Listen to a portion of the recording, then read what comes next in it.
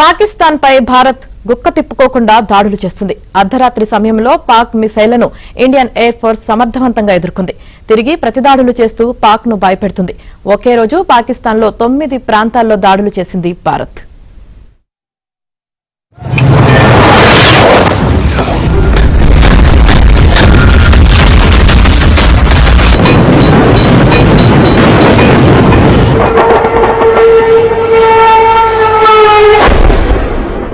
భారత్ ప్రతీకార దాడులతో బెంబేలెత్తుతున్న పాకిస్తాన్ కు మరో ఎదురుదెబ్బ తగిలింది.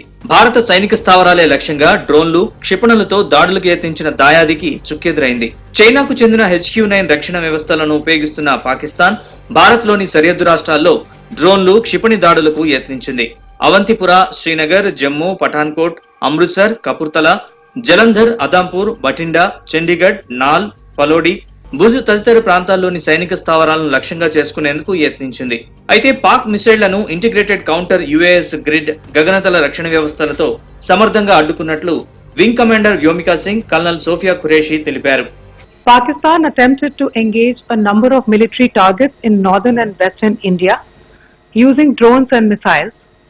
These places included Avantipura, Srinagar, Jammu, Pathankot, Amritsar, Kapurthala, Nal, Jalandhar, Ludhiana, Adampur, Bhatinda, Chandigarh, Falodi, Uttarlai and Bhuj.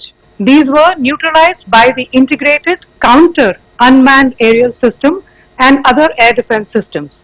The debris of these attacks is now being recovered from a number of locations that prove the Pakistani attacks. ఈ క్రమంలోనే భారత్ ప్రతీకార దాడులకు దిగింది. పాకిస్తాన్ లో 9 ప్రాంతాల్లో ఉన్న గగనతల రక్షణ రాడార్లు, వ్యవస్థల్ని లక్ష్యంగా చేసుకుని సైన్యం విరుచుకుపడింది. ఈ నేపథ్యంలో లాహోర్ లో డిఫెన్స్ కు చెందిన ఎయిర్పోర్ట్లపై దాడులు చేసినట్లు సమాచారం. మరోవైపు లాహోర్ లో HQ-9 డిఫెన్స్ సిస్టమ్ ని భారత్ కూల్చేసింది. ఈ యాంటీ డ్రోన్ సిస్టమ్ ని చైనా తయారు చేయగా పాకిస్తాన్ కు అందించింది. అయితే ఈ యాంటీ డ్రోన్ సిస్టమ్ భారత్ కు చెందిన డ్రోన్లను నిలువరించలేకపోయింది. ఇక రావల్పిండి, కరాచీపై భారత ఆర్మీ మెరుపు దాడి చేసింది. రావల్పిండిలోని ఆర్మీ బేస్ తో పాటు క్రికెట్ స్టేడియంపై మెరుపు దాడి చేయడంతో ధ్వంసమయ్యాయి. ఇదిలా ఉంటే ఇస్లామాబాద్ లో పాక్ ప్రధాని షహబాజ్ సమావేశం నిర్వహిస్తున్న సమయంలో ఒక్కసారిగా సైరన్ మోగడంతో అధికారులు సైతం ఆందోళనకు గురైనట్లు సమాచారం. అలాగే పాక్ లోని సియాల్కోట్, గుజ్రన్వాలా, చక్వాల్, అటోక్, బహవల్పూర్, మియన్వాలి, చోర్ ప్రాంతాల్లో భారత్ డ్రోన్ దాడులు జరిపింది.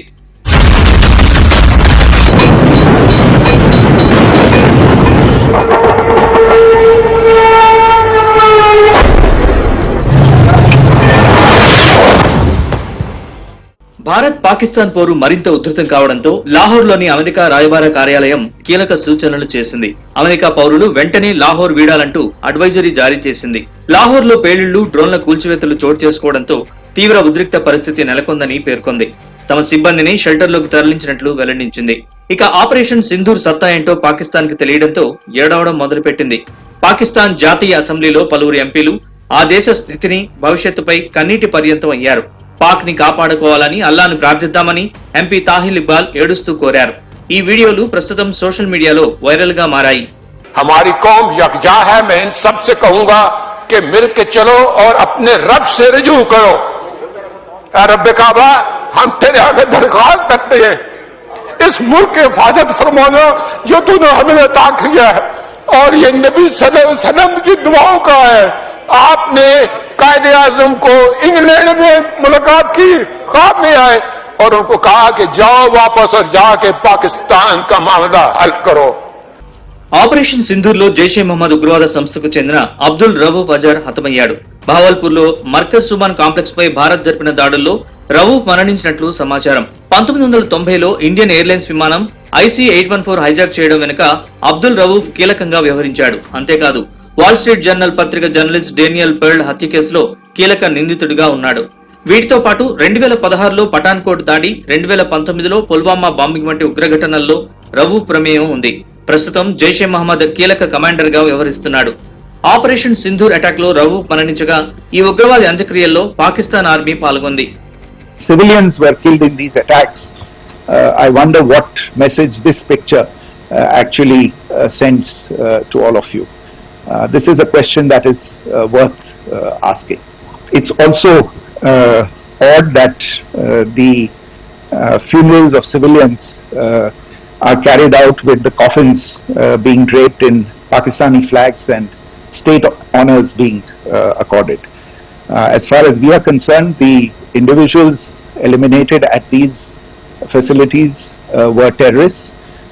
Giving terrorist state funerals may be a practice in Pakistan. Doesn't seem to make much sense to us. ఇక భారత్ దాడులు చేస్తున్న సమయంలో సౌదీ అరేబియాకు చెందిన విదేశీ వ్యవహారాల జూనియర్ మంత్రి అదెల్ అల్ జుబైర్ ఢిల్లీలో పర్యటించారు. మన దేశ విదేశాంగ మంత్రి జైశంకర్ తో కలిసి చర్చలు జరిపారు. భారత్ పాక్ ఉద్రిక్తతల నేపథ్యంలో కేంద్ర ప్రభుత్వం కీలక నిర్ణయం తీసుకుంది. అన్ని ఓటీటీల్లో పాకిస్తాన్ కు చెందిన వీడియోలు డిలీట్ చేయాలని ఉత్తర్వులు జారీ చేసింది. అలాగే పాకిస్తాన్ పై భారత్ దాడులు చేయడంతో పాక్ స్టాక్ ఎక్స్చేంజ్ 7% పతనమైంది. దీంతో ట్రేడింగ్ ని నిలిపివేశారు. మరోవైపు నియంత్రణ రేఖ వెంట కాల్పుల విరమణ ఉల్లంఘిస్తూ పాకిస్తాన్ దాడులు ముమ్మరం చేసింది. జమ్మూ కశ్మీర్లోని రాజౌరి, మెందార్, పూంచ్, ఉరి, బారాముల్లా, కుప్వారా ప్రాంతాల్లో మెర్టార్లు భారీ ఫిరంగులతో దాడులు చేస్తోంది.